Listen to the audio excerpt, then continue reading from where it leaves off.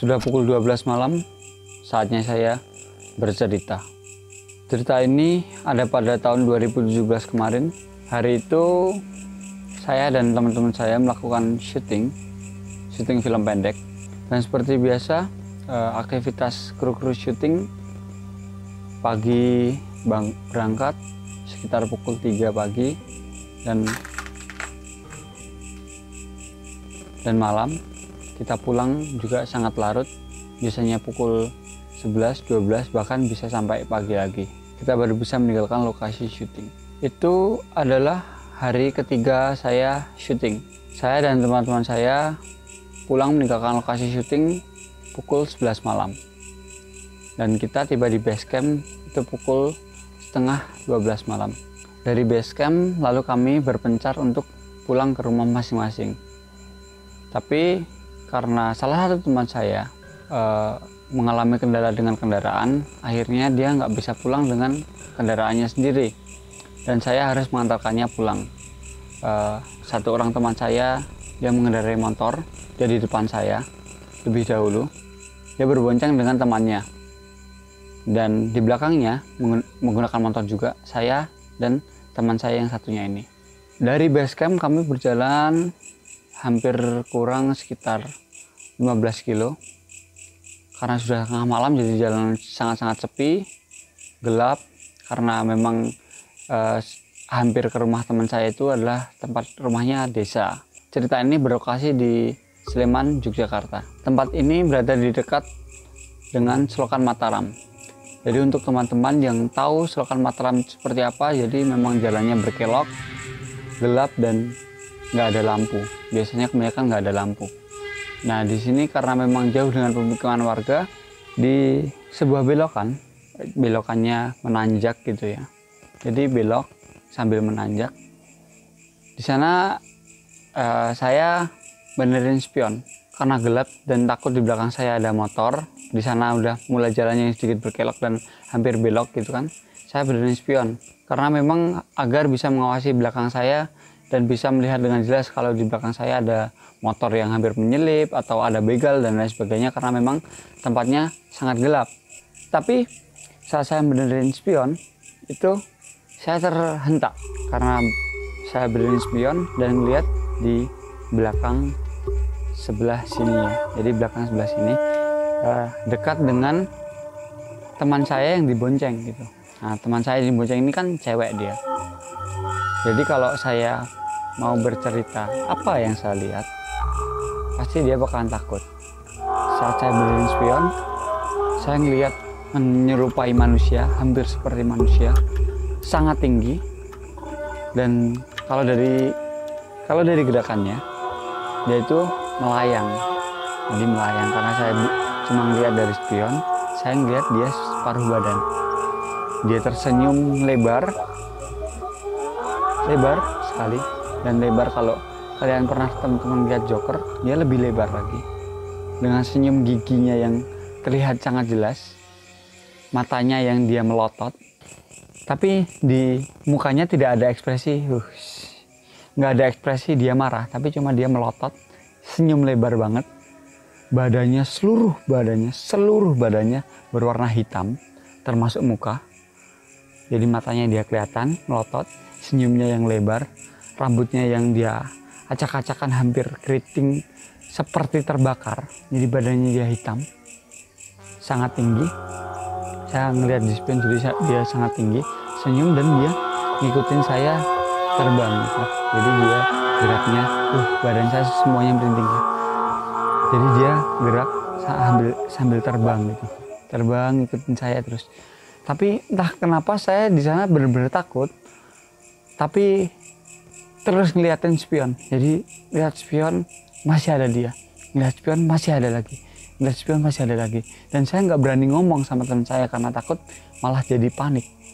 Saya ngeliatin itu benar-benar menyeramkan, nggak tahu menyeramkan dan gimana ya, senyumnya yang lebar, badannya yang hitam, benar-benar hitam arang ya, rambutnya yang keriting seperti terbakar, badannya sangat tinggi, dan tangannya dia kalau kita bilang relatif lebih tinggi, lebih panjang daripada manusia karena tangannya panjang banget. Saya ngelihat hampir separuh badan lebih ya ke bawah, tapi saya masih belum melihat ujung tangannya.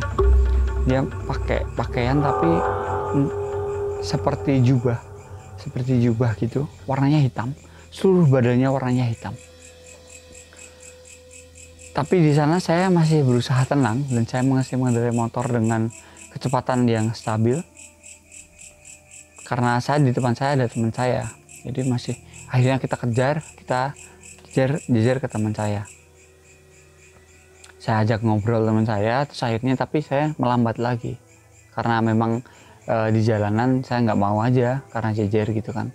Terus akhirnya saya melambat, saya di belakangnya lagi dan saya masih ngelihat spion dan dia masih ada. Akhirnya di suatu belokan saya ngelewatin pohon, jadi pohonnya sampai dia ditutupin pakai kain kafan melingkar gitu. Di sana saya semakin takut karena di sana ada kejadian, pernah ada kejadian di sana, tapi bukan saya, si Roy ya, kejadian di sana. Saya benar-benar takut di sana. Akhirnya saya kencang banget, saya tutup semua spion saya tutup ke bawah. Saya lewat di sana. Nah, jauh sebelum kejadian itu, saya memang udah mencium bau kebakar gitu ya. Aroma rambut kebakar itu udah mulai tercium dari tikungan pertama saya masuk ke sana, masuk ke belokan sana ya. Itu kan bergelok di Selokan Mataram. Memang udah mulai tercium, tapi karena saya pikir entah apa atau orang bakar sampah, tapi mulai ke sana, mulai ngecium, terus akhirnya saya ngelihat spion seperti tadi. Akhirnya kan saya sampai ke rumah teman saya yang saya antar tadi, terus langsung tancap gas pulang tanpa banyak kata di sana ya. Biasanya kan saya masih mampir, masih ngobrol, masih ngopi dan lain sebagainya, tapi di sana enggak, langsung putar balik pulang. Tapi nggak tahu pikiran apa yang buat saya masih berani dan saya akhirnya lewat jalanan sana lagi. Nah, teman-teman, malam ini juga masih pukul 12:30 malam, saya bakalan ke lokasi dan saya bakalan langsung menunjukkan ke teman-teman tempatnya seperti apa. Ini masih tahun 2017, jadi mungkin saya pikir nggak banyak perubahan, tapi saya bakalan tunjukin ke teman-teman lokasinya secara langsung, kejadiannya seperti apa saya waktu melihat, dan tetap lihat video saya.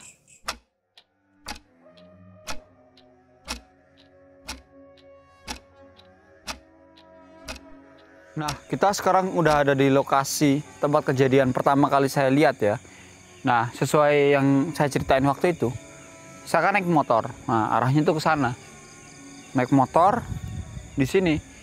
Terus waktu itu karena saya bonceng teman saya cuma ngeliatin kesepian, cuma mau memastikan bahwa di belakang, ya kita lihat aja lah jalannya sepi kayak gini. Jadi takutnya kalau ada begal atau ada apa gitu ya. Terus akhirnya saya cuma meyakinkan diri bahwa di belakang saya itu nggak ada siapa-siapa dan nggak ada yang ngikutin gitu loh. Entah motor atau mobil atau orang naik sepeda yang berusaha begal. Cuma memastikan aja bahwa nggak ada orang. Nah, waktu saya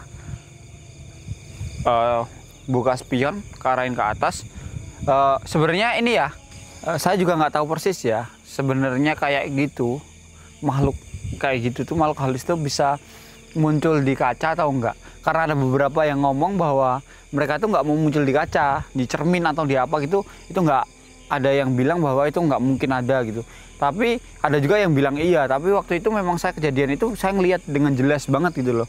Bener-bener bisa lihat senyumnya lebar banget gitu, senyumnya lebar, giginya yang kelihatan gitu. Pokoknya semuanya, rambutnya, bentuk tubuhnya yang memang dia panjang dan tangannya tuh juga panjang banget.